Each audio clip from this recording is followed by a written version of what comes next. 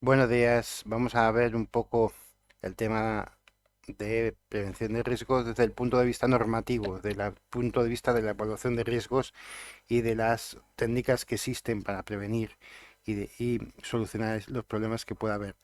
Vimos los factores de riesgo. Los factores de riesgo son importantes saberse como tal los factores de riesgo, los tipos de factores de riesgo para, digamos, diferenciar claramente cada uno de los posibles daños que se puedan producir dentro de cualquier empresa. Para evaluar esos factores de riesgo vamos a utilizar herramientas que ya existen en el mercado, que tiene el Instituto Nacional de Seguridad y Salud en el Trabajo, que nos sirven para evaluar los distintos riesgos laborales que puede existir en una empresa.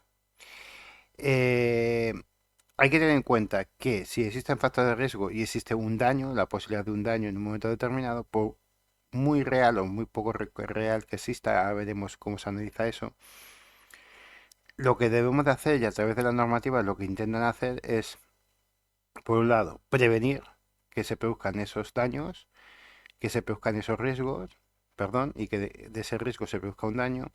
Y por otro lado, tendremos que, en caso de que no se pueda prevenir, no se pueda evitar, reducir al máximo el daño que se va a producir en el trabajador. Esto quiere decir establecer las medidas de protección adecuadas para los trabajadores, ya sean colectivas o individuales. Y esto es importante. Primero van las colectivas y después van las individuales. Y a partir de ahí establecer los criterios necesarios sobre lo que tenemos que hacer en la empresa y comprar las medidas de protección adecuadas, porque la empresa se debe de encargar de comprarlas. La norma que regula eh, de forma importante, dentro de la normativa, perdón, que existe de la seguridad social, o, perdón, de la seguridad en el trabajo, vamos a señalar que la norma más importante que existe es la Ley de Prevención de Riesgos Laborales de 1995, es decir, la que hace una semana, 2 semanas, cumplió 30 años.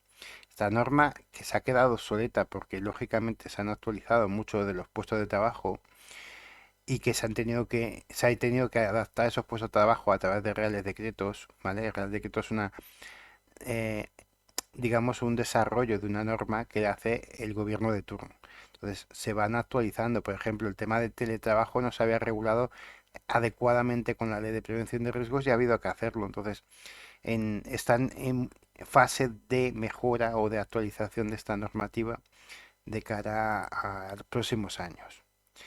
Entonces, esta es la norma más importante que existe de desarrollo. Lógicamente, no por, digamos, importancia legal. La importancia legal en España va a que la norma más importante que existe es la Constitución, que en el 40.2 dice que los poderes públicos deben velar por la seguridad e higiene, concepto de que decíamos que se había modificado por salud, sí, perdón, en el presente, de los trabajadores. Entonces, ya la Constitución está obsoleta de por sí, porque seguridad e higiene y salud, perdón, seguridad y salud en el trabajo.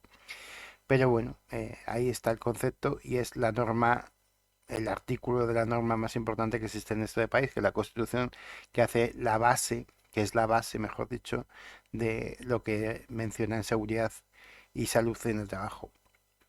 A partir de ahí se hace en el 95 la Ley de Prevención de Riesgos Laborales y después una serie de reglamentos que lo desarrollan como pues el de prevención, el de EPIs, el de utilización de equipos de trabajo y demás, que son la garantía que se debe cumplir por parte de los trabajadores y por parte de las empresas para que se reduzcan al máximo, se prevengan los accidentes. Ese es el primer paso, cumplir la normativa. Si se cumple la normativa, en principio se van a reducir bastante los accidentes. Tenemos en cuenta que cada año muere más de una persona al día por un accidente laboral, especialmente con trabajos en alturas o por trabajos de caídas de material o demás que se pueden evitar en un momento determinado. Entonces hay que analizar cada caso, hay que saber qué ha fallado para después aprender de los errores. Por encima de la Constitución, si hay normas, sí, las normas de la Unión Europea, las normas de la Unión Europea están por encima de cualquier norma, digamos, de cada país. Es verdad que como se negocian entre los diferentes países, no hay una modificación, no hace falta una modificación de constitución, que es la norma fundamental que cuesta muchísimo modificar, pero sí que hay modificaciones de leyes que sí que se han aplicado por las normativas europeas.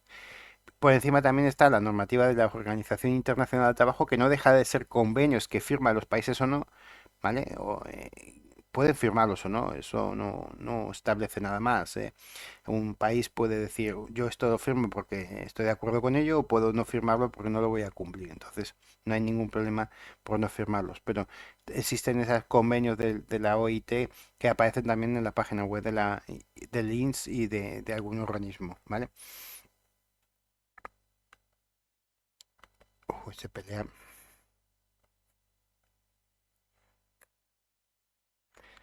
A ver si consigo pasar. En cuanto a los organismos más importantes que existen en tema de prevención de riesgos, hemos hablado de la OIT, de la Organización Internacional del Trabajo, existe la Agencia Europea para la Seguridad y Salud en el Trabajo y, lógicamente, el Instituto Nacional de Salud y Seguridad y Salud en el Trabajo, el INTS, que es el que se encarga de desarrollar toda la normativa técnica relacionada con prevención de riesgos y que también da formación a trabajadores y empresas, que da también formación a docentes de formación profesional. Tiene una página muy interesante donde tiene muchos artículos, donde podemos encontrar información relacionada con todo tipo de necesidades de prevención de riesgos laborales, trabajos en alturas, trabajos de cualquier tipo. En ese sentido trabaja muy bien. Y después tenemos la Inspección de Trabajo y de Seguridad Social, que se encarga no solo de inspeccionar aquellas situaciones irregulares con relación a horarios o relación a contratos, sino también relacionadas con la seguridad y salud en el trabajo. Lógicamente no hay inspectores para tantas empresas, y esto supone pues que no se cumpla la normativa como deberíamos hacer en este país, y así nos pasa muchas veces con los accidentes y demás. ¿Cuáles son los derechos y deberes de los empresarios en este tema de planificación? Primero, planificar, ¿vale? Planificar, voy a cambiar de lado para que no tape mucho. Planificar eh, la prevención de riesgos laborales. Y para ello debemos de hacer y utilizar las herramientas adecuadas, ya sea el empresario o a través de una empresa, de cómo, qué recursos se tienen, quién lo va a hacer y cuándo se va a hacer. Esto es importante. No solo es evaluar el qué y el cómo, sino también quién y cuándo. Porque no, por ejemplo, yo qué sé, se evalúa un puesto y faltan pantallas o protectores de pantallas que eviten que nos produzcan daño las pantallas de ordenador. O necesitamos sillas o reposapiés suficientes en la empresa. ¿Quién lo va a hacer? Recursos humanos, lo va a hacer el dueño de la empresa, lo va a hacer Juanito, que es va a ser el encargado de las compras. Esto debe de quedar claro porque al final, si no, uno por otro la casa se embarra, ¿no? En un momento determinado. Entonces es importante realizar este tipo de trabajos bien hechos para que podamos hacer. Lo segundo es evaluar los riesgos y saber exactamente qué probabilidad y qué consecuencia tienen los mismos. Entonces, inicialmente debemos evaluar cada uno de los puntos y saber si se va a producir de forma muy común, o sea, tiene una probabilidad alta de que se proceda, o tiene una probabilidad muy baja o baja de que se suceda una situación. Y a partir de ahí, las consecuencias. Por ejemplo, si yo bajo de la ambulancia y la posibilidad de que me atropellen es alta y lógicamente la consecuencia es alta, es algo que debe ser crítico. Y para ello tenemos que trabajar, porque una empresa con situación crítica, con una consecuencia crítica, no puede abrir, se tiene que paralizar la actividad, no debería de trabajar así. Entonces, una empresa que tiene problemas de seguridad de cualquier tipo, no tiene sistemas digamos, mira, pues vosotros vais a comprar todos el pan, con lo cual voy a poner ese ejemplo. Imaginaos que la máquina que corta el pan en el mercado, en el Lidl, en el Aldi o el que sea, en el Carrefour, en el que queráis, esa máquina no tiene un protector, una barrera que se baja para evitar que cuando cortas el pan puedas meter la mano. Eso es una posibilidad alta, con una consecuencia alta de una lesión grave. Entonces, eso es crítico y se tiene que paralizar. Y se tiene que paralizar sustituyendo esa máquina por una más moderna que tenga una pantalla de seguridad y que reduzca la consecuencia a baja o media, sobre todo a baja, ¿vale? Porque con importante deberíamos de tomar medidas muy urgentes para solucionar ese tema. No se debería paralizar la actividad. No es cuestión de paralizar la actividad, pero sí que es importante que se solucione lo antes posible. Y se deben de tomar medidas y tener un proyecto claro para solucionarlo. Lo ideal es tolerable y trivial, y en caso de moderado también debemos de trabajar para que se pueda mejorar, ¿vale? Cada puesto se evalúa independientemente y en relación a eso se trabaja con ello.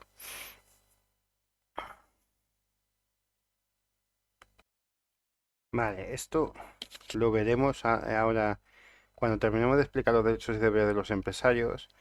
Analizaremos cómo se realiza este tipo de evaluación de riesgos con una aplicación que existe, ¿vale? Lo veremos brevemente. Seguimos con la parte de... Joder, es que se engancha la...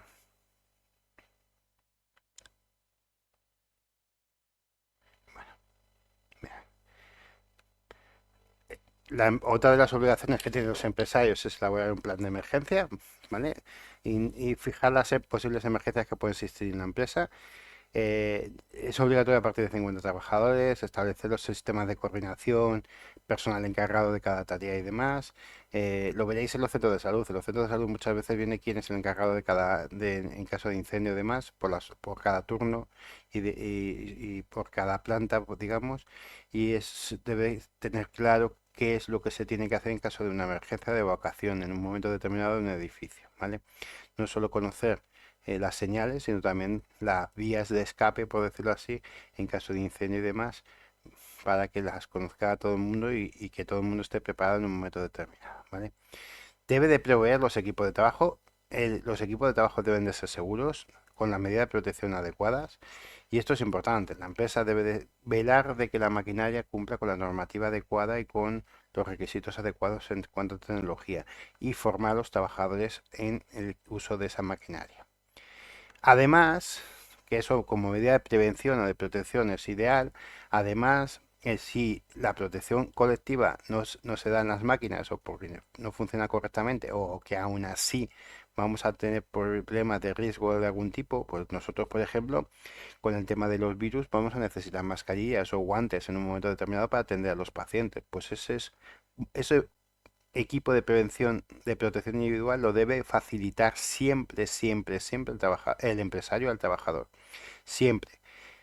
Ya sea que el trabajador lo compre y se lo pague el empresario, ya sea que el trabajador lo compre y se lo paguen en la nómina, ya sea que el trabajador lo tenga en su mesita y se lo dé el empresario. No puede ser que lo tenga que comprar el trabajador, es ilegal. Y esto pasa. Hay mucha gente que no sabe si se tiene que comprar un arnés o no se tiene que comprar un arnés para que trabajar en un momento determinado en altura. No, esto se lo tiene que poner el empresario, y esto tiene que estar personalizado para el trabajador, y cada trabajador que sube una altura debe tener su EPI adecuado, con los arneses adecuados y con el material adecuado, ¿vale? Entonces hay que evaluar qué EPI se necesitan en cada puesto, cuáles son los más adecuados, que tienen legislación europea, que estén conformes y que los trabajadores den el OK como que lo han recibido, deben de estar adaptados, porque si en un momento el trabajador necesita una adaptación para ese EPI, debe de tener esa adaptación en un momento determinado. Y debe de formar e informar, igual que pasaba anteriormente con los planes de emergencia y con los equipos de trabajo, a los trabajadores del uso de dichos EPIs. Además, el trabajador, como los representantes de los trabajadores, son los que están obligados a incluir medidas en el plan de emergencia para parar la empresa en caso de grave e inminente. ¿Cuándo se da un caso de grave e inminente? No se sabe, porque por ejemplo con la Dana o con situaciones similares a la Dana, eran riesgos graves e inminentes donde el trabajador podría haber parado la actividad a través de los representantes de los trabajadores, pero a ver quién es el valiente que da ese paso, ¿vale? A ver quién es el valiente de ese paso. Entonces, tienes que informar, saber qué momentos y en qué situaciones se tiene que dar ese paro de actividad. Y lógicamente cuando hay un riesgo grave, muy grave, decíamos antes, ¿no? Antes habíamos explicado ese riesgo muy grave, grave, ¿no? De crítico, de consecuencia crítica, es cuando tenemos que parar la actividad sí o sí como empresario, y no tener que esperar a que nos digan, oye, no, es que no, no, eso lo tiene que hacer el empresario de forma necesaria y urgente. Hemos dicho dar formación e información de los riesgos, del manual de protección, de la formación teórica y práctica.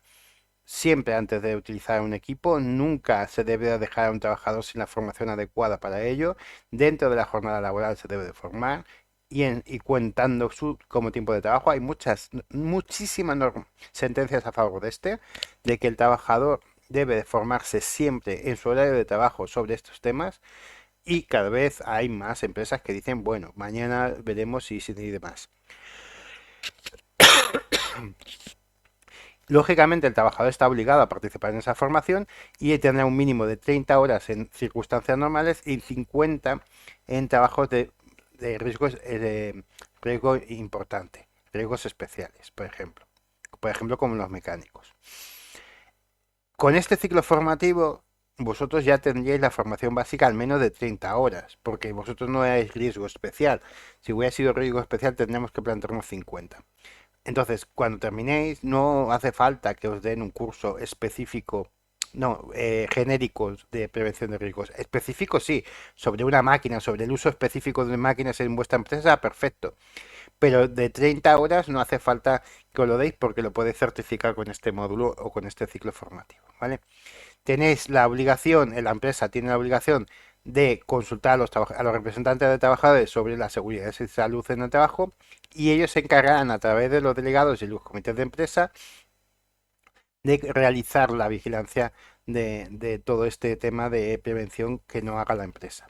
Y por último, la empresa tiene la obligación de ofrecer y de tener, bueno, penúltimo, la obligación de establecer controles periódicos que no son obligatorios en todos los trabajos. Hay trabajos que sí son, sobre todo cuando eh, hay ausencia prolongada por temas de salud, si es una actividad peligrosa, si cada X tiempo puede obligarse a hacer por parte de la empresa, pero no es obligatorio en muchos casos. Sí al iniciar la actividad, pero después no siempre es obligatorio. Y el empresario solo recibe, si es apto o no, solo eso. El resto de informes los tienes tú. La enfermedad que sucede, todo eso lo vas a tener tú, ¿vale?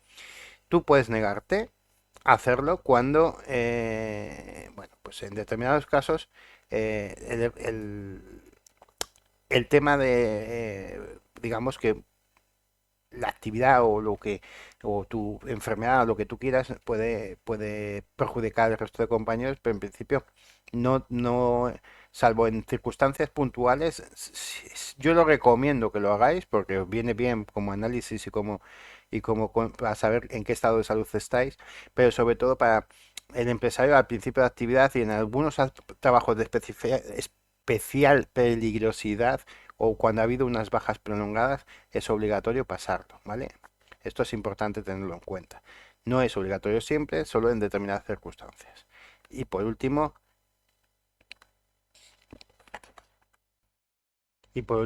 hay que tener en cuenta los riesgos de personas o grupos especiales de riesgo, ¿no? Que son aquellos trabajadores menores de maternidad y lactancia y contratados por STTs. En caso de maternidad y lactancia, debe de realizarse una evaluación del puesto para ver si existe un riesgo específico para ese tipo de colectivo, ¿vale? No siempre va a ser, no quiere decir que sean inferior ni nada mucho menos, pero lógicamente, por ejemplo, un técnico de rayos no puede entrar en una máquina de rayos por la radiación cuando está embarazada. Se supone, ¿eh? No está demostrado, que tampoco se van a hacer pruebas sobre ello, pero se supone que no puede entrar durante el primer trimestre. Entonces, habrá que hacer una evaluación del puesto específica para esa persona. Eh, por lo tanto, primero, adaptamos el puesto a este tipo de colectivo. Si no es posible adaptar el puesto, se le cambia a otro puesto similar o otro puesto dentro de la empresa si es posible. Menos trabajo nocturno. Una trabajadora embarazada o en lactancia no puede hacer trabajo nocturno. Y si no es posible, se le da invalidez temporal por riesgo de embarazo o de lactancia. Eso sería lo ideal. Pero las que habéis sido madres, si habéis sido alguna vez, o las que queréis serlo, veréis que es muy difícil a veces que os den la baja aún habiendo riesgo para el feto. Es una cosa muy cojonuda a veces en ese sentido. Y con el tema de menores no pueden hacer temas trabajos peligrosos, nocivos, tóxicos, insalubres ni de trabajo nocturno. En los contratados por la ETT, es la ETT la que forma al trabajador y facilita las EPIs. Es el trabajador el que está formado por las EPIs, y está prohibida la ETT para trabajos de radiaciones, agentes biológicos, etcétera, pero es importante que es la ETT la que facilita eh, las digamos, las EPIs. ¿Qué sucede si el empresario no cumple esta normativa? Pues hay una responsabilidad tanto administrativa, hay multas desde los 40 euros hasta más de 800. Incluso pues, la normativa nueva planteaba multas más allá del millón y un millón y medio de euros. Ya sabemos que nos gusta a la administración mucho cobrar y poco hacer a veces. Y paralizar y puede lógicamente paralizar y suspender la actividad en un momento determinado. Esto lo hemos vivido hace poco con una clínica dental donde una niña murió, donde se ha paralizado esa actividad hasta que se sepa las causas de esa muerte, ¿no? Pues lo mismo si hubiera sido un trabajador. En cuanto a civiles, indemnizar a los familiares con lo que señale el juez que es pertinente en ese caso. Penal es cuando ya ha habido un delito que haya puesto en peligro la vida, la salud o la integridad física de una persona, ¿vale? Lo otro es por acto o omisión y esto sería por, digamos, pone en peligro la vida de una persona. Y lógicamente puede llevar a inhabilitación y cárcel. Y lógicamente también hay un recargo de las cuotas de la seguridad social a las empresas que no están cumpliendo la normativa hasta que se demuestra o hasta que haya una situación, digamos, eh, en un momento determinado que solucione, ¿vale?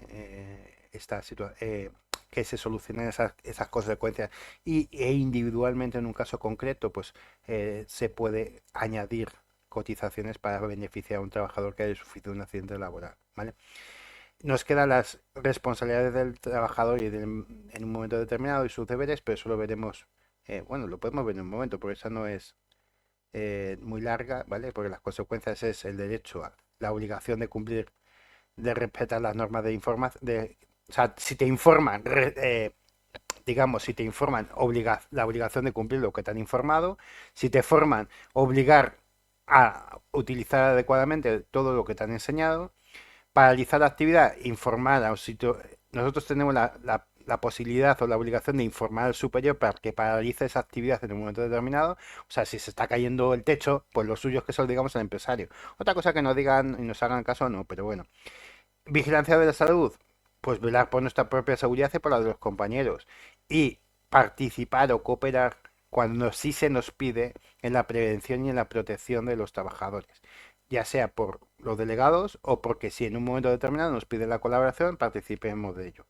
Si no cumplimos con esa normativa, si utilizamos inadecuadamente la maquinaria, si estamos haciendo todo incorrectamente, pues lógicamente puede llevarnos a sanciones que están establecidas en el estatuto y también en los convenios colectivos que pueden ser leves, graves o muy graves y con relación a ello las sanciones oportunas que correspondan. Esto ya lo veremos cuando hablemos de los convenios en el segundo trimestre, pero bueno, puede llevar incluso al despido, ¿vale? Incluso en un momento determinado puede haber una responsabilidad incluso penal o civil si se ha hecho conscientemente mal, ¿vale?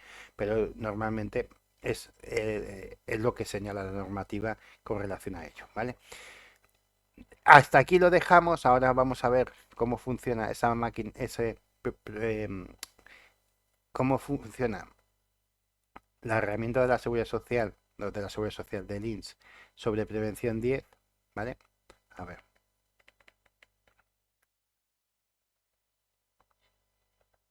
Brevemente para que lo veáis y ya dejaremos el vídeo. Vale, Prevención es una herramienta del Instituto Nacional de Seguridad y Salud en el Trabajo y del Ministerio de Trabajo, porque ahora mismo el Ministerio de Trabajo y Seguridad Social están separados, ¿vale? Es una herramienta que sirve para asesoramiento en prevención de riesgos para aquellas empresas que tienen menos de 25 trabajadores. El empresario puede, con menos de 25 trabajadores, realizar sus funciones de prevención de riesgos. Si eres autónomo también la puedes hacer con esta herramienta. Y si tenéis trabajadores o trabajadoras del servicio de hogar familiar o trabajadoras del hogar, digamos de alta legalmente, tenéis la obligación desde hace poco de realizar un análisis de riesgos laborales también para esas trabajadoras, ¿vale? Un detalle, un empresario puede hacer la prevención siempre que tenga menos de 25 trabajadores o tenga menos de 10 si tiene distintas bases o distintas, em, digamos, oficinas, perdón.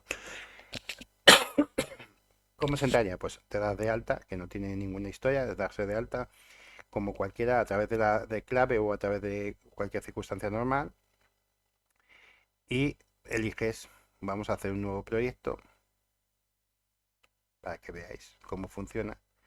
Nuevo expediente, tengo un negocio y quiero hacer con el Evaluate, soy autónomo y lo quiero hacer con Autoempleate. Yo lo voy a hacer como, ¿vale? Yo lo voy a hacer personalmente con mi trabajo. Para esto tengo que tener, y ahora lo veremos, no sé si lo indica aquí, pero si no, yo tengo que tener una formación al menos de 30 horas como empresario. Si no las tengo, tengo que derivar a un trabajador, que ya lo veremos cuando hablemos de prevención, lo puedo derivar a un trabajador para que lo haga por mí. Y vamos a elegir, por ejemplo, una sencilla, porque como ambulancia no venía, enseñanza e información, por ejemplo, te das al siguiente, tienes dos trabajadores, añadir centro de trabajo, bueno, no, perdón, le doy al siguiente y personal docente. ¿Qué actividades hace? Imprimir, impartir, bueno, impartir clases y el personal directivo, a ver, que está hoy el... Ya sí, perdón, que lo tengo pulsado aquí. Impartir clases y tareas administrativas en el personal directivo, ¿vale? Imaginemos que tienes dos y demás. No hay gente de limpieza, no hay gente de nada. Y a partir de aquí evaluamos. Evaluamos los riesgos generales del suelo, de los enchufes, lo ves, con prioridad alta, de los extintores, esto lo recomiendo en una empresa que se encargue de ello, del mobiliario, de la luz, de condiciones organizativas. Esto siempre me hace gracia porque al final dice, se informa al trabajador de su rendimiento y se le reconoce por el trabajo bien hecho. Bueno, el empresario pondrá que sí y nosotros sabemos que no. Entonces, bueno, si nosotros, por ejemplo, se evita que los trabajadores se queden solos en un momento que puedan situaciones de peligro, le decimos que no, puedes tener un riesgo de agresiones y violencias, riesgo de, y para valorarlo tenemos un plazo, esto es medio, es importante que lo solucionemos, quién es el responsable, cuál es el plazo y cuál es el coste. Y así sería con todos los sistemas de necesidades en un momento determinado, ¿vale? Para los alumnos, disponen de autonomía, uso de la voz en un momento determinado, si las salas están acústicas o no, el uso de material de oficina, etcétera, etcétera. Todo eso se evaluaría, ¿vale? Con los distintos riesgos. Trabajar de pie en este caso, en otros es trabajar con sentado, manejo de cargas, manejo de tijeras, en el personal administrativo, material de oficina, los lugares de trabajo. Volvemos, esto ya sería los empresarios, volveríamos a las puertas automáticas, se evaluaría cada una de las circunstancias detallando cada puesto de trabajo. No es lo mismo un profesor que un comercial, no es lo mismo que porque hay uso de vehículos, etcétera, etcétera. Entonces es una herramienta que está muy bien, que sirve para hacer un análisis muy bueno de lo que necesita la empresa a la hora de abrir una empresa en un momento determinado y que te sirve, lógicamente, para presentar la inspección y que la inspección sepa que has hecho una evaluación de riesgos, ¿vale? Entonces la tenéis ahí como herramienta, yo la pondré en el enlace por si queréis trastear con ella y ya lo veremos más despacio en otras tutorías. Pues nada, con esto terminamos porque no quiero alargarlo más y nos vemos la semana que viene en la tutoría presencia, en la tutoría virtual, perdón.